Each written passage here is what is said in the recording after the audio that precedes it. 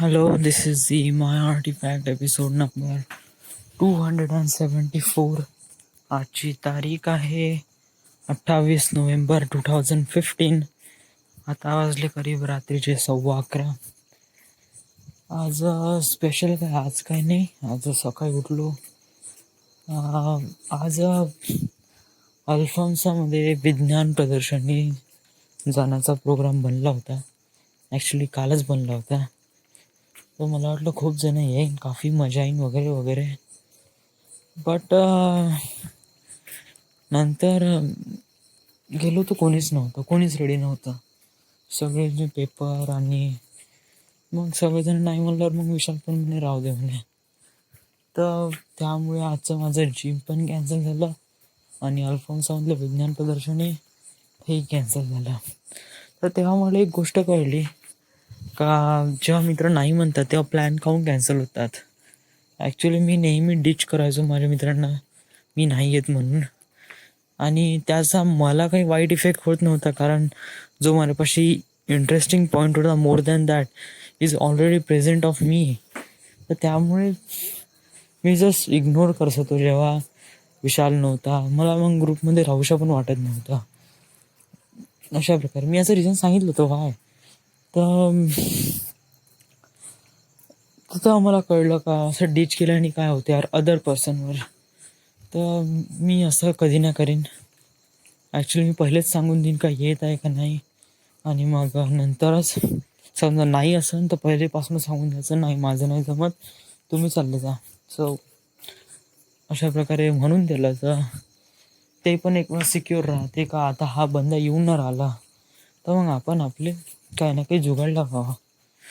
असं वेळेवर नाही मरणं it's a really bad thing. तर त्यामुळे कळलं. नंतर घरी आलो. घरी आल्यानंतर फालतू पिक्चर पाहिला. फालतू picture is a really amazing.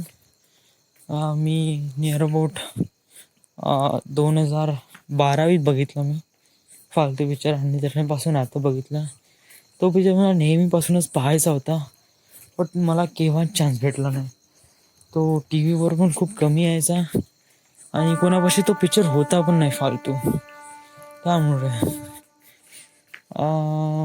Me download केला आणि बघितला तर इट्स रिअली अमेझिंग.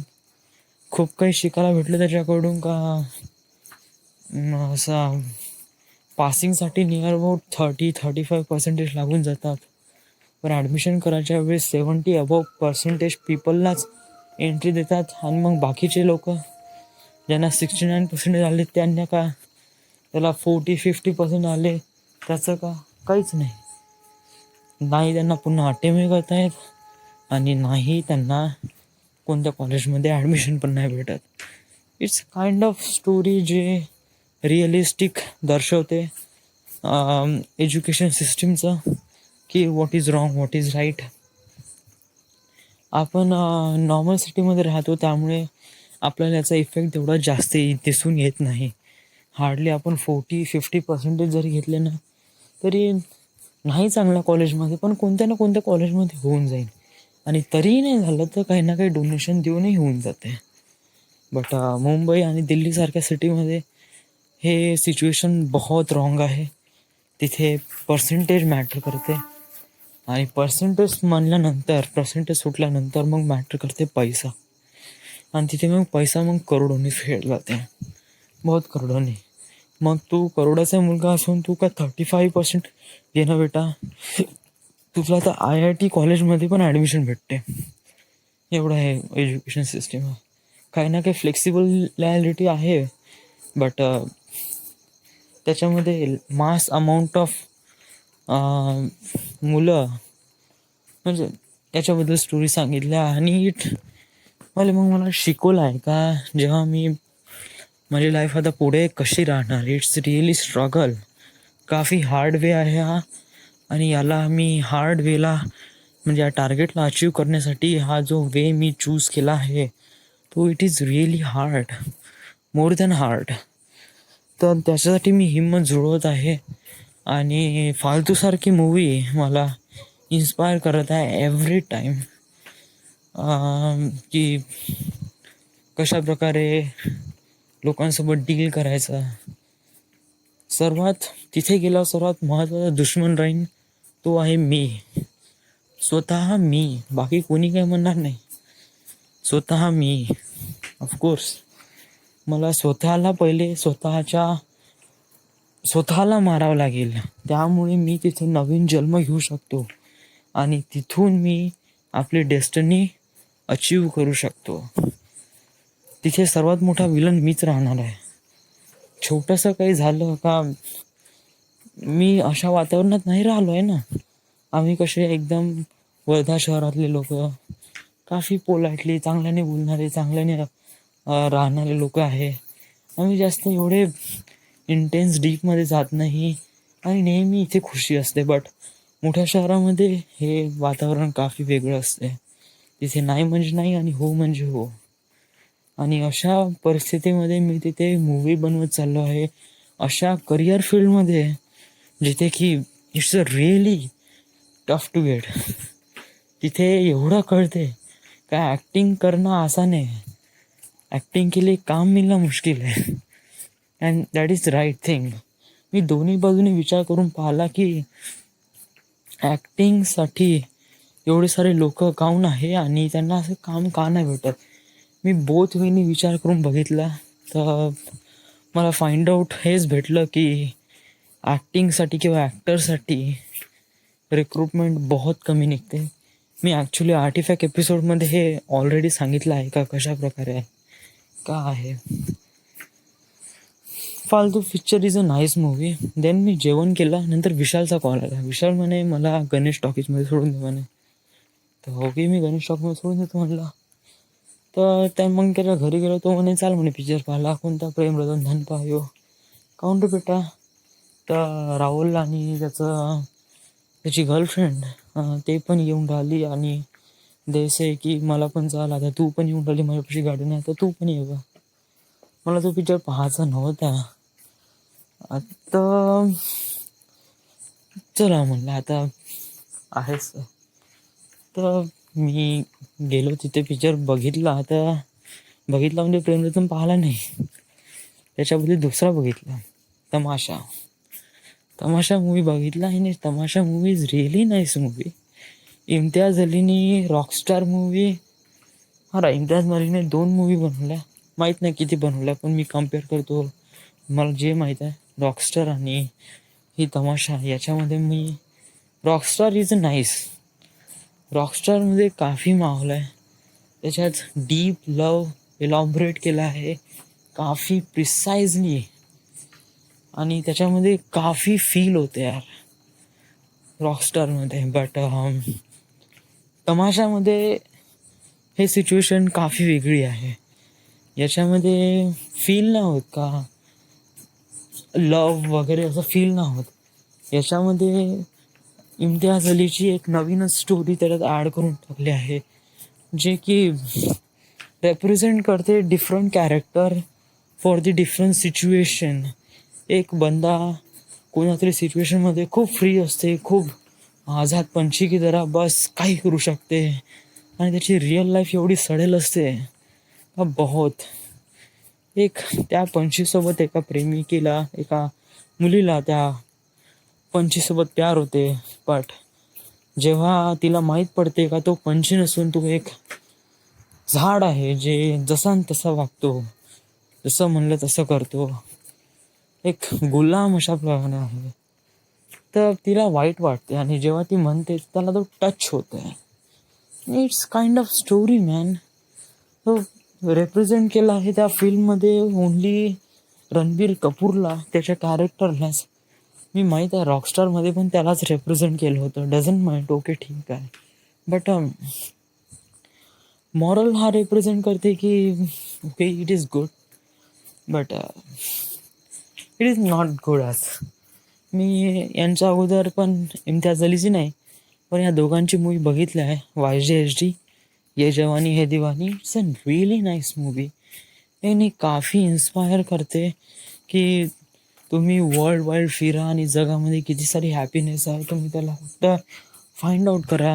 हे YGHD काफी चांगल्याने रिप्रेझेंटिव्ह करते.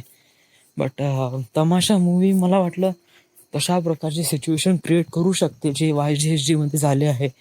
But it is definitely not. फिल्ममध्ये प्रॉब्लेम काय झाला आहे, ओके ठीक आहे मी सांगतो. फिल्म बनवायच्या वेळेस डिझाईन केला, कसा डिझाईन केला आहे म्हणजे ॲक्च्युली माझं ओपिनियन सांगतो.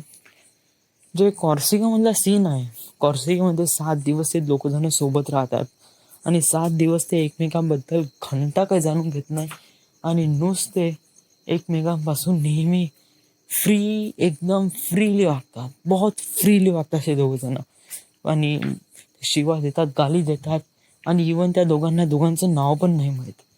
बस it's a really nice concept. First time म्हणजे जेव्हा मी गेलो आतमध्ये आणि हा कन्सेप्ट इट्स रिअली नाईस. तर मला वाटलं हा कॉर्सिकाचा सीन हार्डली इंटरव्हलपर्यंत असणच म्हटलं. बट कॉर्सिकाचा सीन ते रेप्रेझेंट करते फक्त ते गाणं, ते मे या महान टुन टुरुडुन टुन टुन टुन टुडुन टुन, बस हेच आहे. आणि त्याच्यानंतर थोडीशी 1-2 सिच्युएशन आहे आणि बस बाकी काहीच नाही. आणि देन नंतर त्याची नॉर्मल लाईफ दाखवली. So it's kind of tragic thing. त्यांनी असं करायला पाहिजे, कॉर्सिकाचा सीन इंटरव्हलपर्यंत दाखवायला पाहिजे नव्हता. एक सस्पेन्स क्रिएट करायला पाहिजे होता इंटरव्हलपासून आणि तो एंडमध्ये तो डिसअग्री करायला पाहिजे नव्हता. एंड काफी बेकार केला आहे. याच्यामध्ये तो स्वतःची स्टोरी स्वतः लिहितो आणि स्वतःच सांगतो की मी एक स्टोरी टेलर आहे. It's kind of creepy things, कारण ते स्टार्टिंगपासून रेप्रेझेंट नाही केलं आहे. स्टार्टिंगपासून तो आझादपंशी, मिडलमध्ये तो एक गुलाम आणि एंडमध्ये तो एक स्टोरी रायटर और स्टोरी टेलर. सो काफ़ी भाजी मसाला झाला आहे एक प्रकारे. आणि but film is really good. Acting wise amazing, बहुत अमेझिंग. ॲक्च्युली मी का म्हणत आहे यार, ॲक्टिंग सगळ्यांचीच अमेझिंग असते फिल्ममध्ये वगैरे वगैरे. बट तमाशामध्ये पण नाईस ॲक्टिंग.